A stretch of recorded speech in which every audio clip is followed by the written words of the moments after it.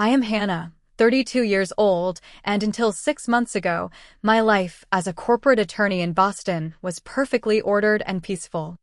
Then my sister Madison showed up with her 2 kids after her divorce, and I welcomed them with open arms because that is what family does, right?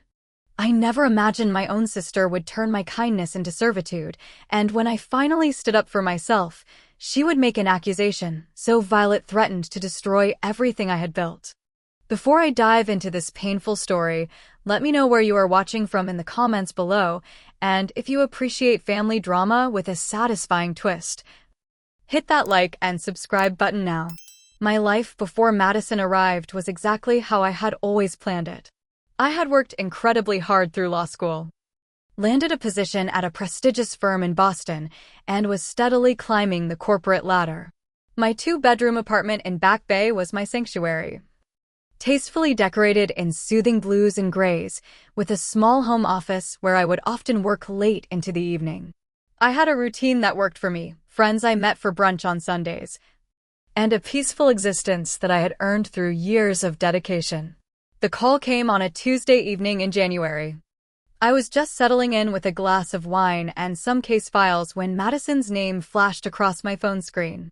We spoke occasionally, usually on holidays or birthdays, but weren't particularly close. There had always been a competitive edge to our relationship, with Madison being the prettier, more popular sister, while I was the reliable, responsible one. Hannah? It is Madison. I need to talk to you about something serious. Her voice sounded strained, almost tearful, which immediately put me on alert. Madison rarely showed vulnerability. She proceeded to tell me that her marriage to Richard was over. He had apparently been having an affair with his assistant for months, and the divorce was being finalized quickly. The worst part, she explained between sobs, was that she needed to move out of their house immediately, and with 2 young children, she had nowhere to go. It would just be for a couple months, Hannah, I promise. Just until I can find a job and get back on my feet. The kids and I really need this, she pleaded. As she spoke, memories of our childhood flashed through my mind. Madison borrowing my favorite sweater and returning it stained. Madison taking credit for a science project I had helped her complete. Madison dating a boy she knew I had a crush on. But there were good memories too. Madison defending me against bullies in middle school. Madison hugging me tightly when our grandmother died. Madison being the first person to congratulate me when I passed the bar exam. Despite my reservations, the words came out almost automatically. Of course you can stay with me, Madison. Family comes first. 3 days later, my doorbell rang, and there stood Madison with her children, Emma, age 7, and Lucas, age 5. Behind them was a mountain of luggage, far more than what seemed necessary for a temporary stay. The kids looked shell-shocked, their eyes red from crying. And Madison appeared exhausted, but somehow still managed to look glamorous even in distress. Aunt Hannah, the children exclaimed, wrapping their arms around my legs. Despite the circumstances, my heart melted a little. I had always been fond of my niece and nephew, though I only saw them a few times a year at family gatherings. Thank you so much for this, Hannah. You have no idea how much it means to us, Madison said, her blue eyes welling with tears as she pulled me into a tight hug. That first night was chaos. I had transformed my home office into a bedroom for the kids, purchasing bunk beds and colorful bedding to make them feel welcome. My own room remained mine, and Madison took the pull-out couch in the living room, an arrangement she assured me was perfectly fine for now. Over takeout Chinese food, we discussed the ground rules. Madison would look for a job immediately and begin apartment hunting the following week. She would handle the children's needs and contribute to groceries and utilities once she had an income. The children would need to respect my work schedule, as I often had to prepare cases in the evenings. Madison nodded enthusiastically at all these points, repeatedly expressing her gratitude. This is only temporary, she assured me.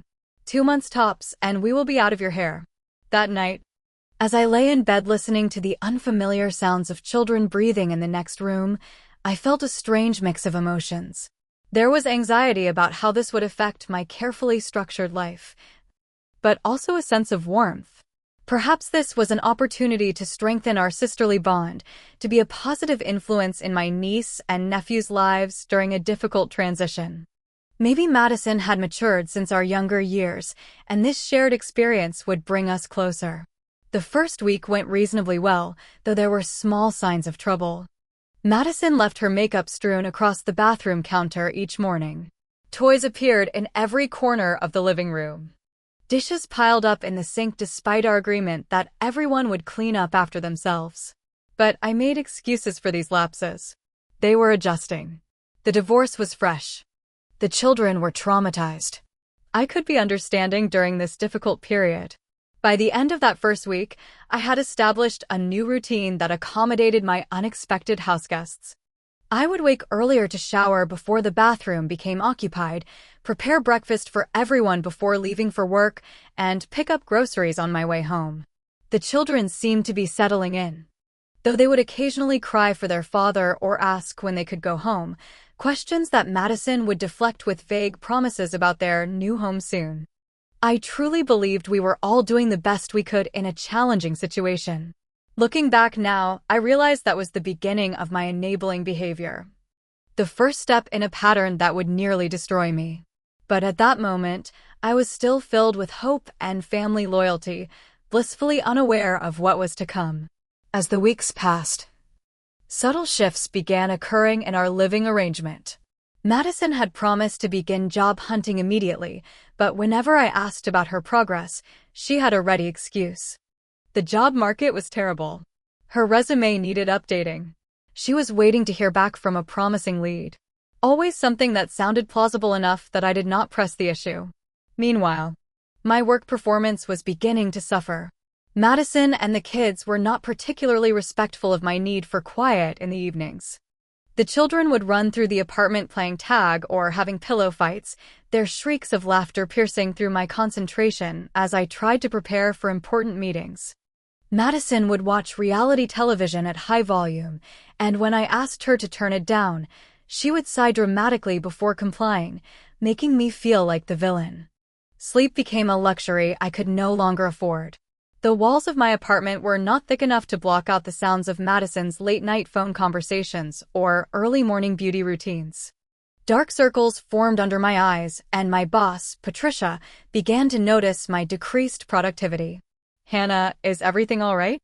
The Jameson brief you submitted had several errors we had to correct before sending it to the client, Patricia said during our weekly check-in, her expression concerned but firm. "I am sorry. It will not happen again," I promised, not wanting to explain my home situation. By the third week, Madison had developed a new routine. She would dress up in the morning, tell me she was going apartment hunting or to job interviews, and ask if I could work from home to watch the kids, just this once. Being a dedicated aunt and sister, I rearranged my schedule when possible, taking work home or using my limited vacation days. The pattern became predictable. Madison would leave for hours, then return with shopping bags from expensive boutiques rather than job offers or apartment listings. When I casually inquired about her search, she would become defensive. "Do you think this is easy for me, Hannah? My entire life just fell apart." "I am trying my best here," she would say, her eyes welling with tears that never quite fell. Soon, I found myself not only watching the children, but taking on more and more household responsibilities. I cooked most meals because Madison claimed she was too exhausted from pounding the pavement all day. I did the laundry because Madison never seemed to get around to it. I cleaned the apartment on weekends because Madison insisted the children needed her undivided attention during their trauma. One evening, about a month into our arrangement, I decided to have a gentle conversation about our division of labor. "Madison, I know this is a difficult time, but I am struggling to balance everything. Could you maybe handle dinner on weeknights since I am working all day?" I asked, trying to keep my tone neutral and supportive. Madison's face immediately crumpled. "I cannot believe you are being so selfish right now. Do you have any idea what I am going through? My husband cheated on me, my children are traumatized, and now my own sister is complaining about making a few meals." "That is not what I meant," I backpedaled, immediately feeling guilty. "I just thought we could balance things a bit more." I am doing everything I can to put my life back together, Madison said, wiping away an invisible tear. If living here is such a burden on you, just say so. We can live in my car if that would be easier for you. That effectively ended any discussion of shared responsibilities. I apologized profusely and made her favorite pasta dish that night as a peace offering, hating myself for backing down but not seeing another option. The 2-month mark, which had been our agreed-upon timeline, came and went without any mention from Madison about moving out. In fact, she seemed to be settling in more permanently, replacing some of my throw pillows with ones she had purchased, rearranging the kitchen cabinets to her liking, and referring to my apartment as home when talking to the children. My colleague Nicole noticed my increasing exhaustion and invited me for coffee one afternoon. After listening to me vent for 20 minutes, she leaned forward with a serious expression. "Hannah, I hate to say this, but your sister is taking advantage of you," she said bluntly. "She is using your guilt and family loyalty to manipulate you into being her personal maid and free childcare." "That is not true," I protested weakly. "She is just going through a rough time." "How long was she supposed to stay with you originally?" Nicole asked. 2 months, I admitted. "And how long has it been now?" "Almost 2.5, I said, realizing as I spoke that Madison had not mentioned apartment hunting in weeks. "Has she applied for any jobs? Seen any apartments? Contributed financially at all?" Nicole pressed. Each question felt like a small dagger. The truth was, despite her daily departures job hunting, Madison had not had a single interview that I knew of. She had not mentioned any potential apartments recently. And she had yet to contribute a single dollar toward groceries, utilities, or any household expenses. "She is my sister," I said weakly. "And those kids need stability right now." Nicole reached across the table and squeezed my hand. "Your kindness is being exploited, Hannah. And from what you have told me, this is not the first time she has done this to you." That conversation planted a seed of awareness that I tried desperately to ignore. But that evening, when I came home to find Madison lounging on my couch scrolling through her phone while a sink full of dishes waited and the children ran wild, something shifted inside me. I began to see patterns I had been willfully blind to, and the dawning realization left me feeling both angry and foolish. That night, I discovered something else disturbing. Madison had been going out at night after I went to bed. I only realized this because I got up for a glass of water at 2 in the morning and found the kids alone in the apartment, sound asleep but completely unsupervised. When Madison stumbled in at 4 a.m., smelling of alcohol and perfume, she was shocked to find me waiting up. "Where were you?" I demanded. "Out," she said dismissively. "The kids were sleeping." "It is fine." "It is not fine. You cannot leave children alone like that." "What if there had been an emergency?" Madison rolled her eyes. "Stop being so dramatic. I needed some me time. Do you know how stressful it is being a single mom?" The next day, through some careful questioning of Emma, I discovered that Madison had been dating, not job hunting. She had apparently met someone on a dating app and was spending her days meeting him while I watched her children or paid for their daycare. The weight of this deception sat heavy in my stomach, but I still struggled to confront Madison directly. The specter of family obligation loomed large in my mind, reinforced by our parents who called occasionally to thank me for helping your sister through this difficult time. If only they knew the truth. By the 3-month mark, Madison had completely taken over my apartment. Without asking permission, she had redecorated the living room, replacing my framed photography prints with mass-produced canvas art she had purchased at a discount store.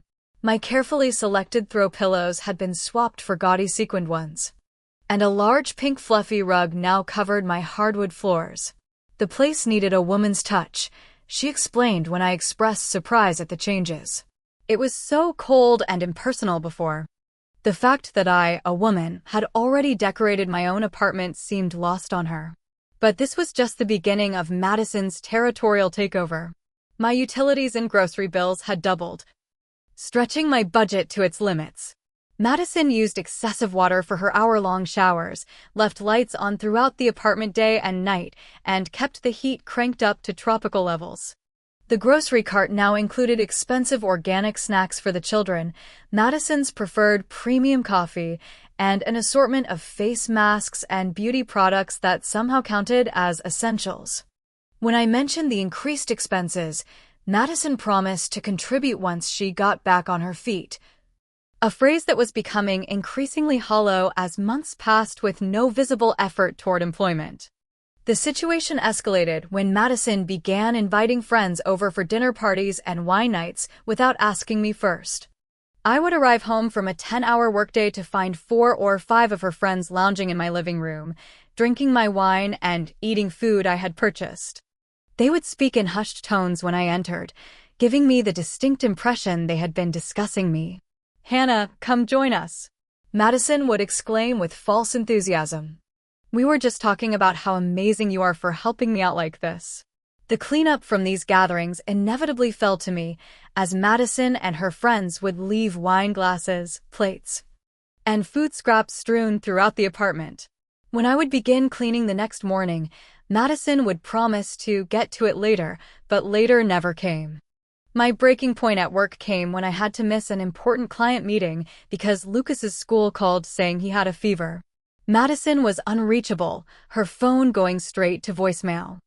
I later discovered she had turned it off while on a lunch date. My boss was understanding, but made it clear that my personal life could not continue interfering with my professional responsibilities. "Hannah, you are one of our most promising associates, but this pattern is becoming concerning," Patricia said, her tone gentle but firm. "Is there anything the firm can do to help you sort out whatever is happening at home?" I assured her everything was fine, too embarrassed to admit the truth. But the warning was clear. My job could be in jeopardy if things continued this way. The situation at home grew increasingly tense as Madison began criticizing my parenting of her children, despite contributing virtually nothing to their care. "You really should not give them so much screen time," she would say as she scrolled through her own phone, ignoring the children she was supposedly concerned about. "That is not how their dad makes mac and cheese," Lucas complained at dinner one night, pushing away the plate I had prepared after a 9-hour workday. "Mom says we do not have to eat vegetables if we do not want to," Emma added, crossing her arms defiantly. Madison smirked from across the table. "Kids know what their bodies need. Forcing them to eat things just creates food issues later." This from the woman who had not prepared a single meal for her children in weeks. The financial exploitation reached new heights when I discovered Madison had been using my credit card for personal expenses. I only realized this when reviewing my statement and finding charges for a spa day, clothing from boutiques I never shopped at, and a dating app premium subscription. When confronted, Madison shrugged it off. "I thought you would not mind helping out. It is not like you have kids to spend money on." The comment stung, highlighting the different paths our lives had taken and implying that my money was less important because I was single and childless. My health began to suffer under the constant strain. Insomnia became my nightly companion as I lay awake worrying about money, my job, and how I had allowed myself to be so thoroughly taken advantage of. Anxiety attacks would hit me at random moments, leaving me breathless and dizzy. My normally healthy diet had been replaced with whatever quick convenience foods I could grab between work and childcare duties. The final indignity came when Madison began openly treating me like a servant in front of her children. "Aunt Hannah will clean that up," she would tell them when they spilled something. "Aunt Hannah will wash your clothes. Aunt Hannah will make your lunch." The children, taking cues from their mother, began to treat me with the same dismissive attitude. They would demand snacks, entertainment, and assistance with homework, all while complaining that I did not do things the way their mother would, even though their mother rarely did anything at all. My social life deteriorated as friends stopped visiting. After a few uncomfortable encounters with Madison, who would either monopolize their attention or make passive-aggressive comments about them after they left, most friends opted to meet me elsewhere. But my energy levels were so depleted that I rarely accepted invitations anymore. One Saturday, I spent the entire day deep cleaning the apartment while Madison lounged on the couch watching reality shows. I scrubbed bathrooms, vacuumed under furniture, mopped floors, and did 4 loads of laundry, all while Madison occasionally commented on spots I had missed or areas that could use a little more attention. As I wiped sweat from my forehead, hands raw from cleaning products, I caught my reflection in the bathroom mirror. The woman staring back at me looked exhausted, defeated, and nothing like the confident attorney I had once been. In that moment, something inside me shifted. A small spark of anger ignited, one that would soon grow into a blaze. That night, I called my parents, hoping for some support or at least acknowledgement of the unfair situation. Instead, I was met with gentle admonishments. "She is going through a difficult time, Hannah," my mother said. "As the more stable sister, it is your responsibility to help her through this. Family supports family," my father added. "Your sister needs you right now." I hung up feeling even more alone, trapped between my sense of family duty and my growing certainty that what was happening was deeply wrong. The internal conflict kept me awake that night, as I wrestled with questions of family loyalty versus self-respect. By morning, I had not reached any conclusions, but the seed of resistance had been planted. 6 months into what was supposed to be a 2-month arrangement, I reached my absolute breaking point. Madison had shown zero initiative in finding employment or her own housing, despite my increasingly direct questions about her plans. The children had completely settled in, referring to my apartment as home and treating me as a combination of maid, cook, and entertainment director. The final straw came when Madison decided to throw herself a birthday party in my apartment without asking permission. I returned from a rare weekend visiting a college friend to find my home transformed.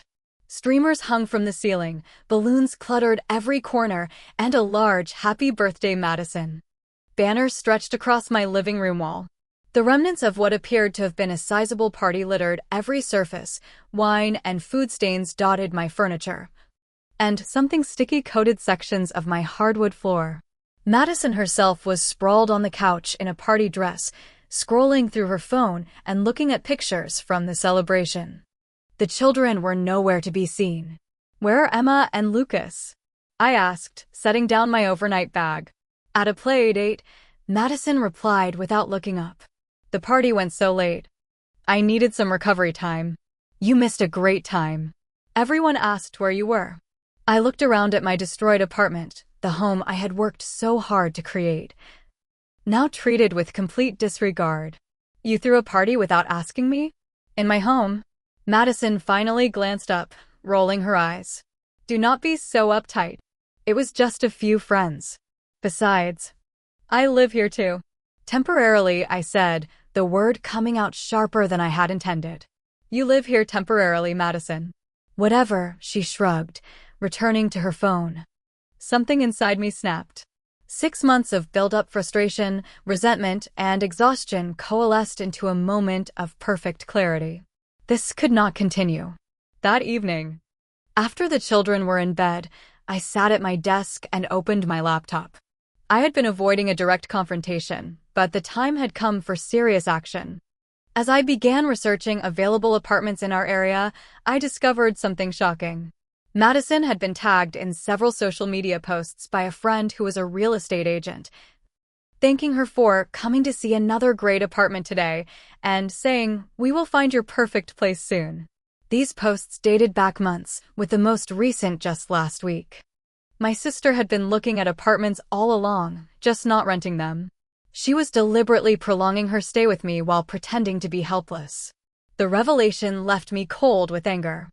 The next morning, I took a rare day off work and prepared for a long overdue conversation. I rehearsed what I would say, focusing on being calm, reasonable, and firm. I would give Madison 30 days' notice, offer to help her find an apartment within her budget, and make it clear that our current arrangement was ending, one way or another. When Madison finally emerged from her room around 11, I was waiting at the kitchen table with coffee and a folder containing printouts of affordable apartments, job listings, and a written timeline for her transition to independence.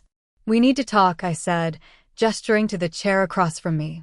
"Sounds serious," Madison replied, pouring herself coffee and adding liberal amounts of the expensive creamer she had insisted I buy. "Are you finally going to admit you need therapy for your control issues?" I took a deep breath. refusing to be baited.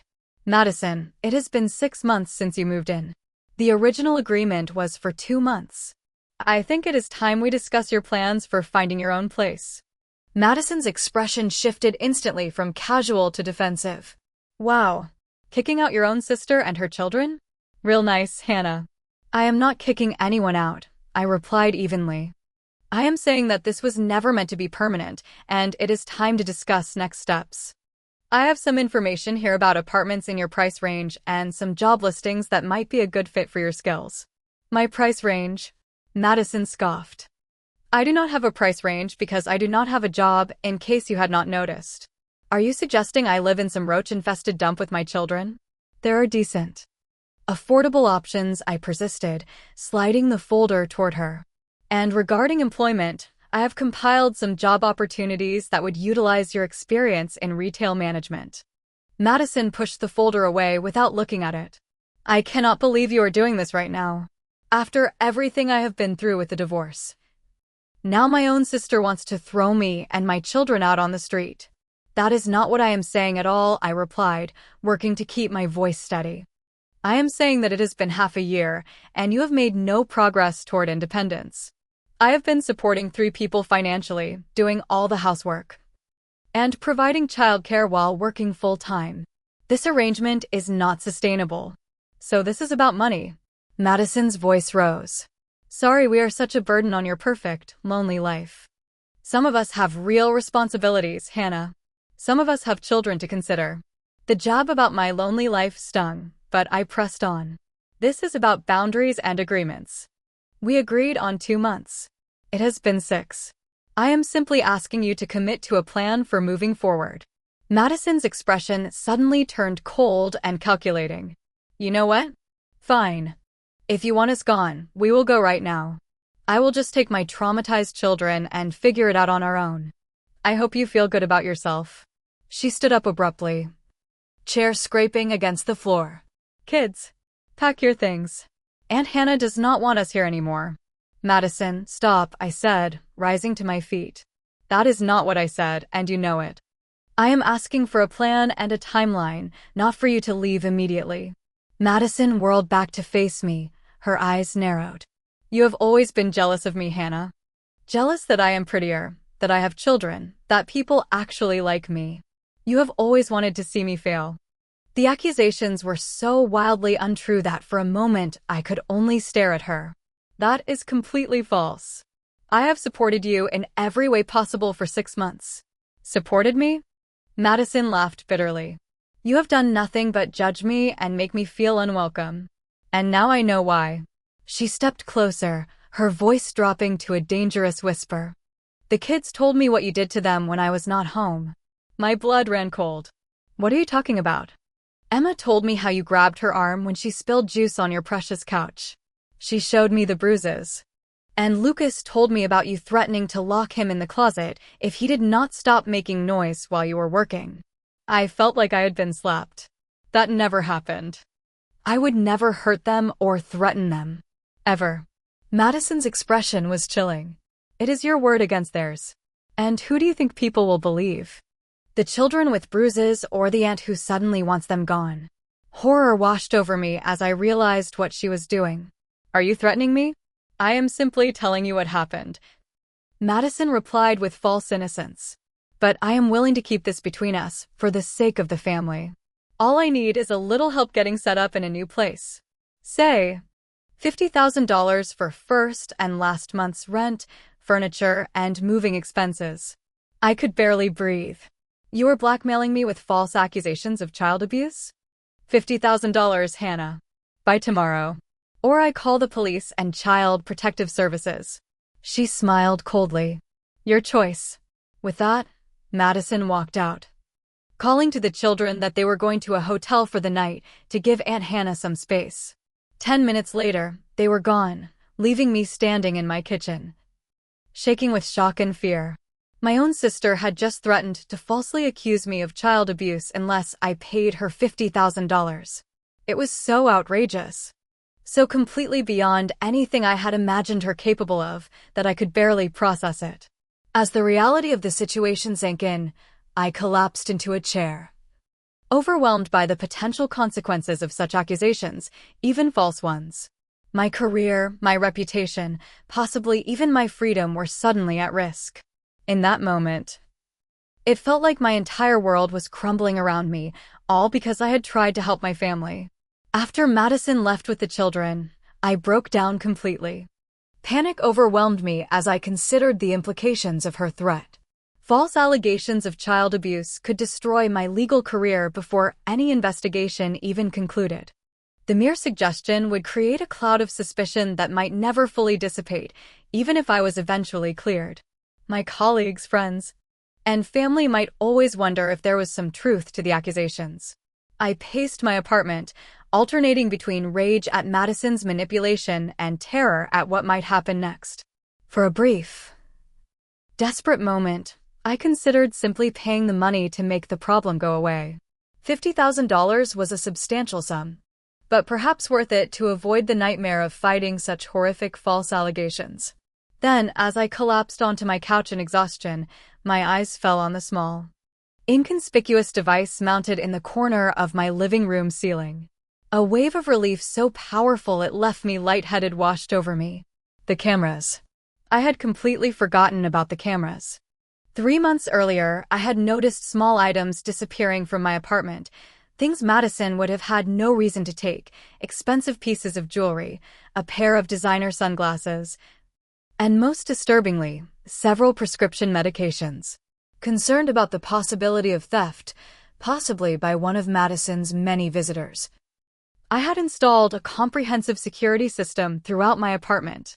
For small cameras monitored the main living areas, kitchen, hallway, and entryway. They were not in bedrooms or bathrooms for privacy reasons, but they covered most of the apartment. I had mentioned their installation to Madison at the time. Though she had been so absorbed in her phone, she barely acknowledged the information. With trembling fingers, I opened my laptop and logged into the security system's cloud storage. The system retained footage for 90 days, which meant I had a complete record of nearly everything that had happened in my apartment's common areas for the past 3 months. I began methodically searching through footage from times when I had been alone with the children. Hours of video showed me reading to them, helping with homework, preparing meals, and gently redirecting misbehavior. There was absolutely no evidence of any mistreatment because none had occurred. More importantly, I found the specific incidents Madison must have been referencing. Emma had indeed spilled juice on my couch 2 weeks ago, but the footage clearly showed me calmly helping her clean it up, with no physical contact beyond a reassuring pat on the shoulder. As for Lucas, there was a day when his play had become particularly loud during an important work call. But the video showed me explaining quietly that I needed some quiet time and setting him up with headphones and a movie, not a single threat involved. The cameras had captured something else as well, something I had not been aware of. Multiple clips showed Madison instructing the children to be louder when I was working, deliberately creating chaos when I had important deadlines. Other footage showed her systematically going through my closet, borrowing expensive clothing without permission, and in one particularly disturbing clip, taking cash from my wallet while I showered. I sat back, stunned by the evidence before me. Not only did I have proof against her false accusations, but I also had documentation of her deliberate sabotage and theft. The relief was indescribable, but it quickly gave way to a cold anger. My own sister had been systematically exploiting me, and now was attempting to extort me with false accusations of the most damaging kind. The next morning, I called in sick to work and contacted Stephanie, a colleague who specialized in family law. I explained the situation as calmly as I could, though my voice still shook at times. "Hannah, this is serious," Stephanie said after listening to the full story. "But you have handled it exactly right so far. The video evidence is crucial, but we need to be strategic about how we proceed." She outlined several options, emphasizing that my primary goal should be protecting myself while minimizing trauma to the children, who were innocent victims in their mother's scheme. "Madison has done this before," Stephanie warned. "This level of manipulation and willingness to use her children as pawns suggests a pattern of behavior, not a one-time act of desperation." That comment triggered a memory. Richard, Madison's ex-husband, had mentioned something during their divorce about Madison making crazy accusations that had nearly cost him custody. At the time, I had dismissed it as the bitter words of a man caught cheating, but now I wondered if there was more to the story.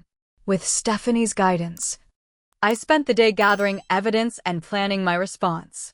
I documented all household expenses I had covered over the 6 months, calculated the approximate value of the items Madison had taken, and compiled screenshots of her social media posts showing her apartment hunting without any intention of actually moving out. I also reached out to Richard, something I had avoided doing out of loyalty to Madison. Our conversation was illuminating and disturbing. She accused me of abusing Emma too, he confirmed, his voice heavy. Claimed I had left bruises on her arms. The investigation eventually cleared me when the pediatrician confirmed the marks were actually from a rare allergic reaction to a new laundry detergent Madison had purchased. But by then the damage to my reputation was done. I lost clients, friends, even my parents questioned me for a while. "Why did not you warn me?" I asked, unable to keep the accusation from my voice. "Would you have believed me over your sister?" he replied simply, and I had no answer. He was right, I probably would not have. Richard provided me with contact information for the investigators and counselors who had been involved in his case, as well as documentation from their divorce proceedings that showed a pattern of financial exploitation similar to what I had experienced. By evening, I had compiled a comprehensive dossier of evidence against Madison's claims and documented her pattern of manipulation and exploitation. Stephanie helped me draft a cease and desist letter regarding the false allegations and outlined potential legal consequences for attempted extortion. "Are you ready for this confrontation?" Stephanie asked before leaving. "Madison will not go down without a fight, and she may escalate before she backs down." I thought about the past 6 months. About the slow erosion of my self-respect, about the betrayal by someone I had tried so hard to help, and about the innocent children caught in the middle of their mother's schemes. "I am ready," I said, surprising myself with the steadiness in my voice. Not just for me, but for Emma and Lucas too. They deserve better than to be used as pawns in their mother's manipulation games. That night, I sent Madison a brief text message. "We need to talk tomorrow morning at 10. Come alone. This is non-negotiable." Then I prepared myself for what would undoubtedly be one of the most difficult confrontations of my life. At precisely 10 the next morning, my doorbell rang. I took a deep breath, straightened my shoulders, and opened the door to find Madison standing there with a smug expression, designer purse in hand. She had clearly dressed for the occasion in an expensive outfit I recognized from my own closet, yet another item she had borrowed without permission. "Have you made your decision?" she asked, breezing past me into the apartment without waiting for an invitation. "I hope you are being sensible about this, Hannah. It would be such a shame for your colleagues to learn about your temper issues with the children." I closed the door calmly and gestured toward the living room. "Please sit down. We have a lot to discuss." Madison settled onto the couch, crossing her legs and examining her manicure with affected nonchalance. "I do not think there is much to discuss. $50,000 and this unfortunate situation goes away. Everyone wins." "Before we get to that," I said, sitting across from her, "I wanted to ask you something. Have you done this before?" A flicker of unease crossed her face before she masked it with confusion. "Done what?" "Asked for help from family? That is hardly a crime." "No," I replied steadily. "Falsely accused someone of child abuse as leverage to get money." Madison's eyes narrowed. "I have no idea what you're implying, but I do not appreciate your tone. Emma and Lucas told me what happened." "Interesting," I said, opening my laptop. "Because I spoke with Richard yesterday." At the mention of her ex-husband's name, Madison's composure visibly faltered. "Why would you contact him? He is a liar and a cheater. He told me about the allegations you made against him during your divorce. The ones that were proven false by medical evidence." I maintained eye contact as I spoke. "He said you have done this before, Madison. Used the children to manipulate and extort money." "That is ridiculous," she snapped, but her voice lacked conviction. "Richard would say anything to make himself look better. Perhaps, I conceded. But it does establish a pattern of behavior that is remarkably similar to what you are doing now. Madison's face hardened. You have no proof of anything. It is your word against the children's. And everyone knows how much you resent them disrupting your perfect little life. I nodded thoughtfully. You know, that is almost exactly what you said to Richard. According to the court transcripts, that it was his word against the children's, and that everyone knew how much he resented being a father. Stop talking about Richard. Madison's voice rose sharply. This has nothing to do with him. This is about how you treated my children when I was not here. Ah, yes. When you were not here, I repeated, turning my laptop screen toward her. About that. On the screen was a video clip from my security system, clearly showing Emma spilling juice on the couch and me calmly helping her clean it up, with not even a hint of the rough handling Madison had alleged. Madison's face drained of color. What is this? This is footage from the security cameras I installed 3 months ago. I explained calmly. The ones I told you about when I noticed things going missing. Remember? You have been spying on us? Madison tried to sound outraged, but fear had crept into her voice. Not spying. Protecting my property. Which turned out to be necessary, as the footage also shows you taking cash from my wallet, wearing my clothes without permission, and instructing the children to be disruptive when I was working. I advanced to another clip. This one showing Madison clearly telling Lucas to go play loudly near Aunt Hannah's office while I was on an important client call. You cannot record people without their consent. Madison protested weakly. Actually, in this state, I can record anything that happens in my own home, I replied, thanking my legal training for that knowledge. But that is beside the point. The point is that I have comprehensive evidence disproving your allegations of abuse. Evidence that I am prepared to share with the police if you proceed with your false accusations. Madison's facade cracked completely. You would not dare. It would traumatize the children to be involved in an investigation. I do not want that any more than you do, I agreed. But false accusations of child abuse are not just morally reprehensible, Madison. They are illegal. So is extortion, which is what you are attempting with your $50,000 demand. I closed the laptop and leaned forward. Here is what is going to happen instead. You are going to retract any allegations you have made, verbally or otherwise. You are going to find a legitimate job and a suitable apartment within 30 days. And you are going to attend therapy. Both individual counseling for yourself and parenting classes to learn how to better support Emma and Lucas. Madison laughed bitterly. And why would I do any of that? Because if you do not, I said evenly, I will be forced to share this evidence, along with statements from Richard and documentation of your pattern of behavior, with Child Protective Services. They take a very dim view of parents who coach their children to make false allegations of abuse, Madison. It is considered a form of emotional abuse in itself. You would not, she whispered. But uncertainty had replaced her earlier confidence. I do not want to, I corrected her. I love Emma and Lucas, despite everything. But I will not allow you to continue this destructive pattern. For their sake as well as mine. Madison's eyes filled with tears, but unlike her previous performances, these seemed genuine. I cannot afford an apartment on my own. I do not have a job. You know that. I am not abandoning you, I said, my tone softening slightly. I am willing to help, but with conditions. I will assist with the security deposit for an apartment if you find a job and commit to therapy. I will even continue to help with the children while you get established. But the freeloading, the manipulation, and especially the false accusations stop now. And if I refuse? Madison asked, a hint of her earlier defiance returning. In answer, I handed her a folder containing copies of the evidence I had gathered, along with a formal cease and desist letter Stephanie had prepared.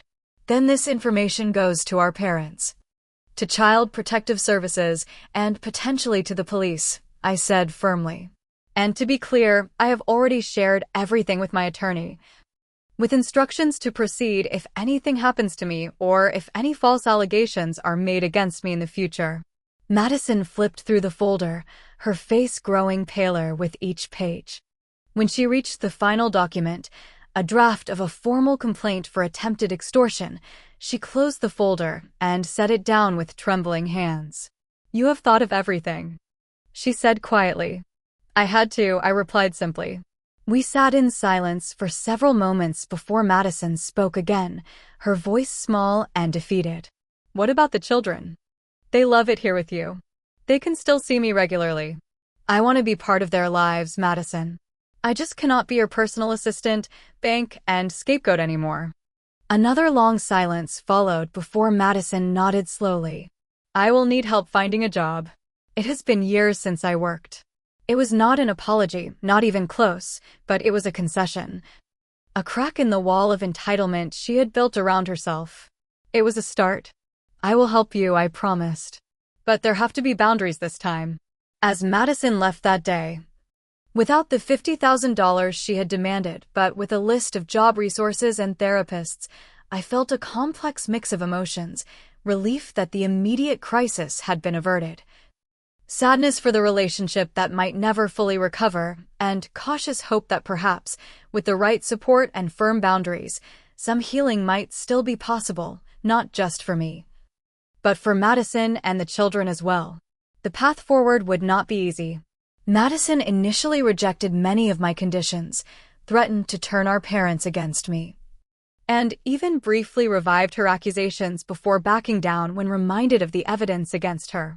But with consistent boundaries and the leverage of documentation, a tentative new arrangement began to take shape, one founded on accountability rather than exploitation. 1 year later, I sit in my apartment, once again my own sanctuary. The pink rug is gone.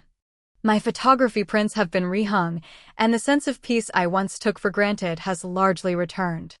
Madison and the children now live in a modest 2-bedroom apartment about 15 minutes away, close enough for regular visits, but far enough to maintain healthy separation. The journey to this point was neither straightforward nor easy. After our confrontation, Madison went through several phases, from grudging compliance to outright rebellion against the new boundaries, before eventually finding a measure of stability. The breakthrough came about 3 months after she moved out, when she secured a job as an assistant manager at a local boutique, a position that utilized her retail experience and fashion sense. With steady income came increased independence and, surprisingly, a gradual shift in her attitude. Having her own money seemed to restore some of her self-respect, making her less dependent on manipulation to meet her needs. The parenting classes, which she initially attended only because of my conditions, actually provided her with tools to better connect with Emma and Lucas, improving their relationship. My relationship with the children has healed and even strengthened. The initial confusion and anger they felt when the living arrangements changed has given way to a more healthy aunt-niece-nephew dynamic. I see them every weekend, taking them to museums, parks, or simply having them over for movie nights. Without the tension of living together, and without Madison undermining my authority, we have developed a genuine bond based on mutual respect and affection.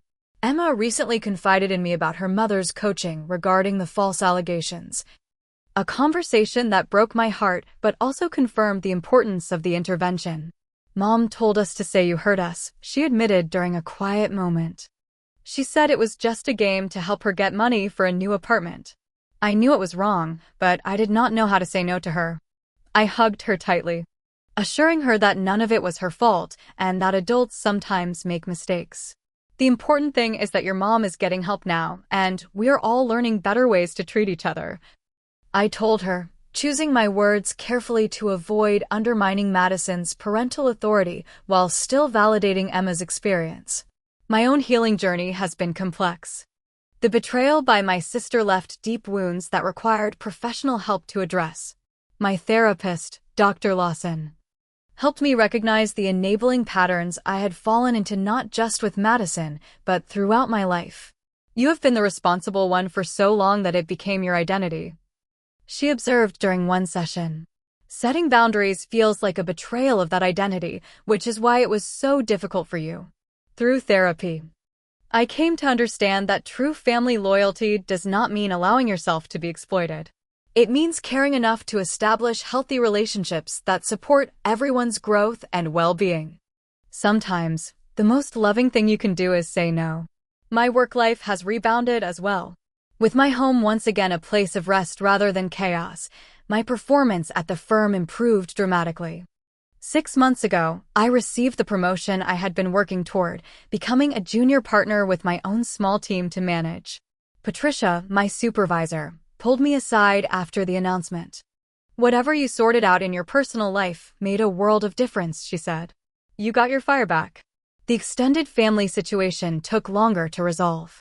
True to form, Madison initially tried to turn our parents against me, painting herself as the victim of my cruelty. But when they came to visit and saw the positive changes in both our lives, the truth became evident.